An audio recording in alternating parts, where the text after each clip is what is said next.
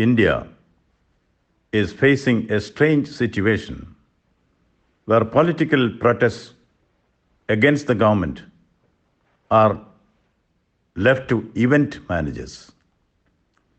Money power plays its vicious role in this kind of situations.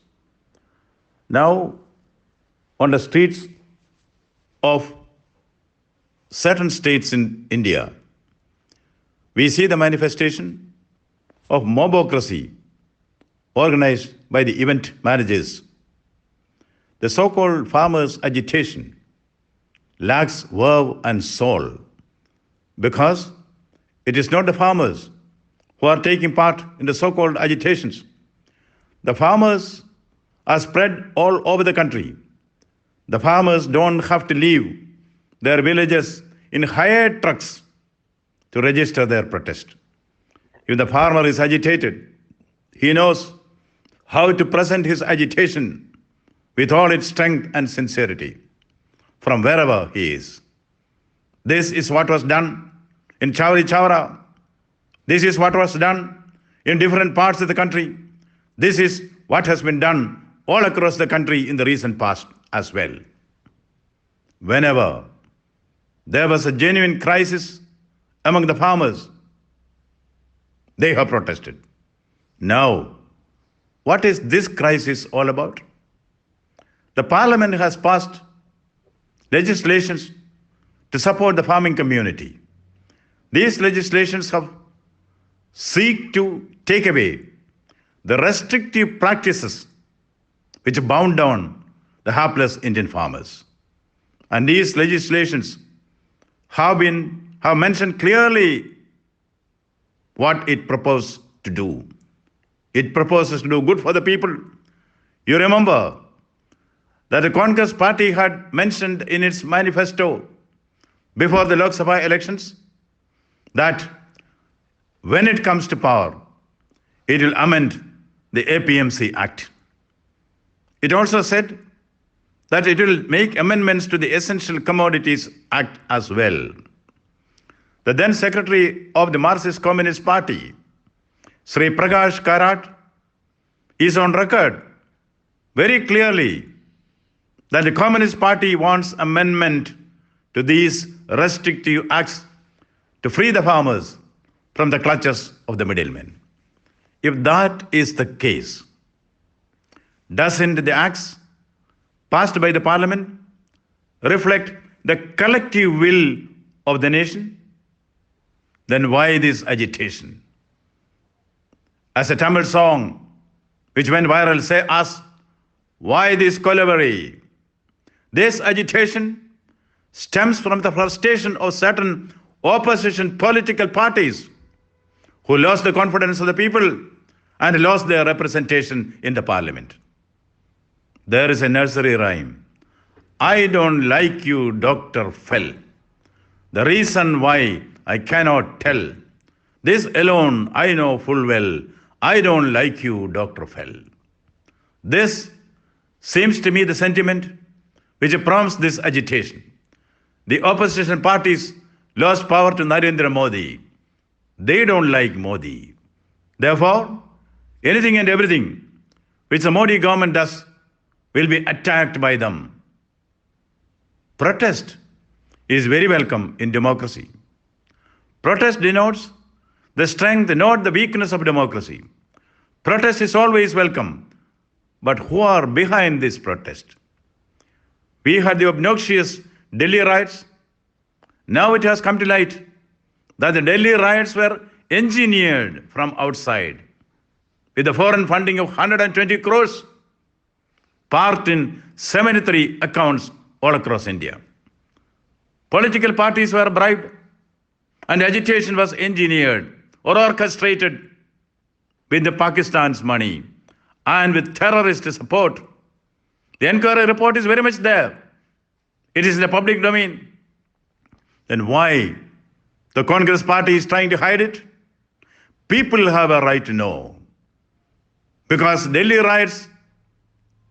Delhi riots, poor, innocent people had to shed their blood for the political chicanery, of those people who want to destabilize this country and throw away the democratically elected government of the largest democracy in the world. And what happened in the agitation which revolved around the Citizenship Amendment Act? It came with a bang and ended with a whimper. Now more than a year has passed since the legislation was passed. Now is there any single member of the minority community which has been adversely affected by this? Then why the agitation? Why the loot? Why the arson? Why the violence? Ordinary people of every religion have a right to know this. Now, coming to the agriculture bills or acts, there are three aspects to this. First, the APMC Act Amendment Bill, which has been passed, has come as an act now. What does it say? It does not abolish the mandis. It only takes away the exploitative tendencies which were prevalent in the mandis. The Congress party in its early days passed the Zamindari Abolition Act. Well and good. What we were told to believe is that the Zamindari abolition will spell the advent of a new era for the exploited farmers. Now, the Zamindars have been replaced by the Mandidars. The Mandidars, the middlemen, they will decide what price the farmer should get, what price the farmer has to sell his produce to them. He has no way, the farmer has no way but to sell in the mandi. There, tens and hundreds of restrictive practices, exploitative tendencies are there, prevalent in all the mandis from the greedy mandidars. The farmer has to sell on the terms of the middlemen. Even money power, muscle power, everything is used. See, the middlemen are politically powerful. They are influential. They are moneyed. They know how to buy the governments of the time in their states. They know how to control the officials of the government. Now all that has been lifted. The farmer has a right to sell in the mandis. By all means do it. Do you want the mandi does not give you the terms of your choice? Yes, you have the right, the freedom to go ahead and sell it anywhere in India, even in other states. There have been earlier practices. You cannot move your agricultural produce beyond the jurisdiction of a particular mandi or mandis. Now all these have been taken away. All these restrictive practices have been cut down. What is wrong in this? Suppose I am a farmer. I produce with my sweat and toil. My family works in my farm.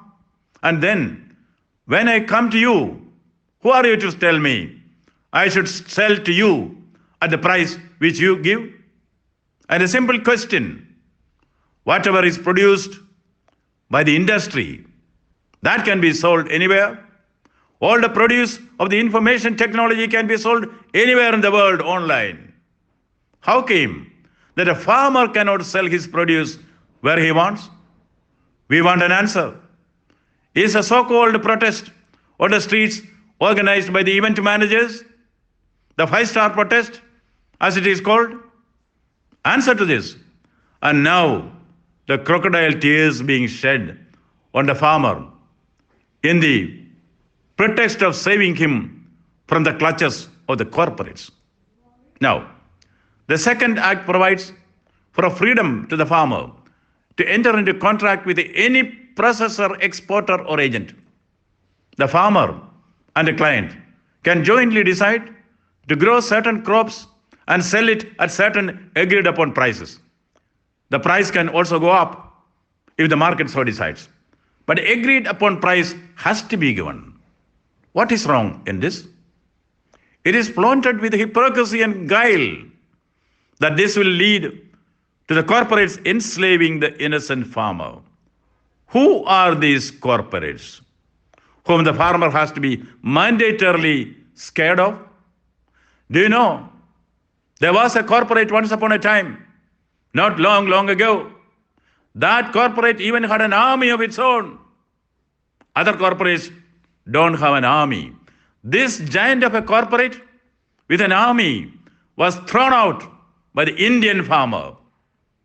You might have heard of the name of the corporate English East India Company. Who threw them out? Gandhiji? Yes, Gandhiji. And who was Gandhi? Gandhiji was a friend of Indian farmers. Gandhiji saw India in its villages. Gandhiji became a farmer. He adopted the loincloth, the symbol of the farmer. He led the agitation with the farmers behind him. Most of the freedom fighters were farmers in those years. Even now, a country where the majority have taken to agriculture. Now tell us, do you think the Indian farmers are nincompoops who will be scared of the apparition of the corporates? And you are shedding crocodile tears for which corporate?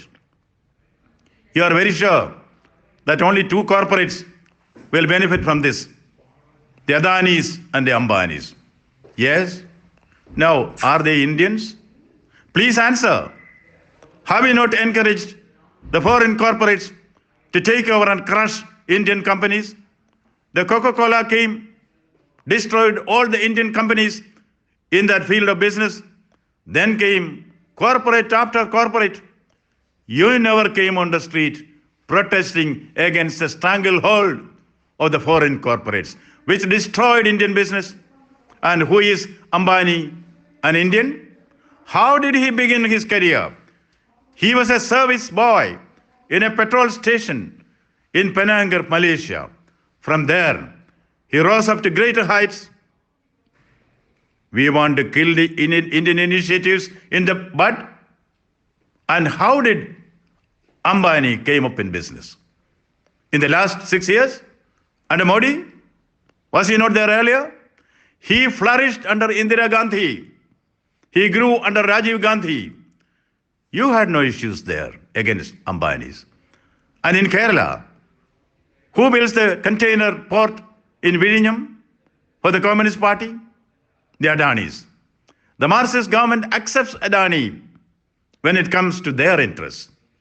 In the same city where Adani's got the right to build and run the Trivandrum International Airport, the same Marxist government finds Adani as the exploiter. What a doublespeak. What a double game. The farmer has pride in himself. The farmer has pride on the soil. He knows Mother Earth will not betray him. The soil will always protect him. There was this young man who lost his job in the city. The local priest advised him, why not go back to your village, where you have 10 hectares of land bequeathed by your farmer father. Till the soil and you will become prosperous.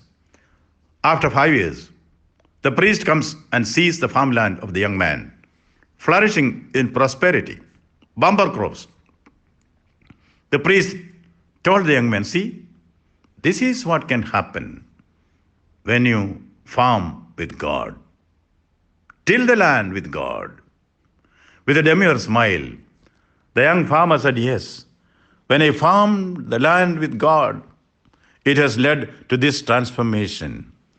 And then he whispered, you should have seen the plight of the land when God was doing it alone. That is the confidence which the farmer has in himself and the Mother Earth. No one can shake it. No one. The farmer is not weak. To picture the farmer as a weak, inefficient, incompetent person is humiliating. Now, one of the major charges leveled against the farm bill is that it takes away the MSP, minimum support price. Let me state very clearly. I was handling MSP as an officer, as an IS officer, some time back, under the cabinet minister, Sri Sharad Pawar. This bill does not have any provision to take away the minimum support price. And also yell in the street against this should know. Minimum support price was never, repeat, never a part of any act in this country. It was introduced in 1965.